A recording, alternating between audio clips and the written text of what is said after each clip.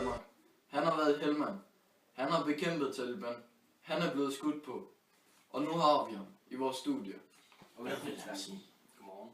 Tak fordi jeg måtte komme. Thor, du har været sendt til Afghanistan. Hvad fik dig til at melde dig her? Altså, jeg er opvokset i et meget strykket miljø, hvor man enten tog i militæret eller blev tømrer. Og jeg valgte så militæret, fordi jeg godt kan lide den pli, der er derinde. Man bare skal følge ordre. Hvad er dine forældre til, du ville til? Altså, som de fleste andre mødre, så var min mor ikke specielt glad for, at jeg skulle afsted. Og min far har jeg ikke hørt fra i mange år. Er dine forældre skilt, siden du ikke har hørt fra ham? Altså, min far han forlod min mor, da jeg var mindre. Og der var en jul, hvor jeg spurgte min mor, om hvor gaven fra far jeg var henne. Og det gad hun ikke svare mig på. Du snakker lidt om Afghanistan. Hvorfor tog du afsted? Altså, det er en del af det at være her, der skulle i krig. Og der var mindre der, lavede jeg også krig sammen med mine kammerater. Hvordan var det dernede? Hvad med klimaet?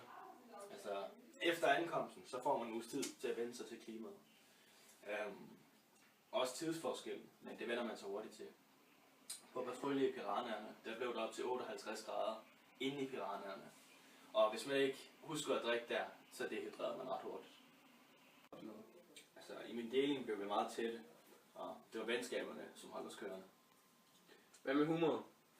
Altså, humoren, det var meget sort. Det var mest bare pik og patter jokes. Du udvikler gennem forløbet. Altså, jeg startede med at være meget ligeglad med det hele. Jeg følte, at det hele det var meningsløst. At gå i krig og risikere sit liv. Men jeg synes alligevel, at det var en fed følelse at komme af med ens aggressioner på en ordentlig måde. Jeg var meget egoistisk over for mine kollegaer, og jeg blev utrolig irriteret over, at de sådan skulle hunds rundt med mig. Jeg mente, at alle afghanere var sindssyge og en flok terrorister. Men til sidst begyndte jeg at finde ud af, at det var godt, det jeg havde gang i.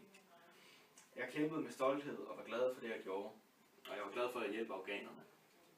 Mærke på de civile afghanere, at de var taknemmelige for det, I gjorde. Da vi gik på patrulje rundt i byerne, kunne man mærke en masse respekt fra deres side. De små børn var i starten bange for os. Men så småt begyndte de at føle sig i sikkerheden, når vi var i deres rækkevidde. De kom tit og tjekkede efter kuglepinden og andre sjove ting, vi havde med os på patrulje. De er ikke vant til sådan ting i deres dagligdag. Hvad du ville fortryde i dag?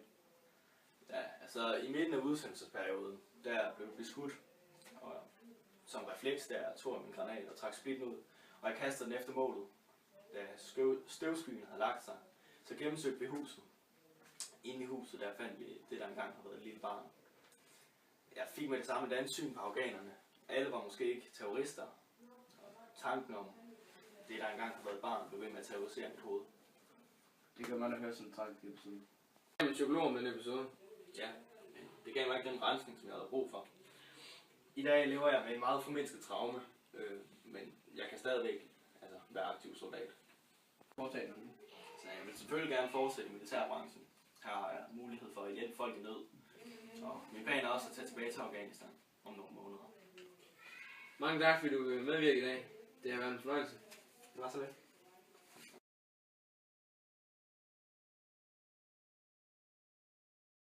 Morgen og velkommen til dig, Thor. Føler til, at du vil til, mand. Vi snakkede lidt om Afghanistan. Hvorfor tog du afsted? Okay, han er... Ja, for helvede! Har du slukket den? Jeg er en psykolog om den episode. Jeg kan simpelthen ikke tage det seriøst. Men jeg kan simpelthen ikke tage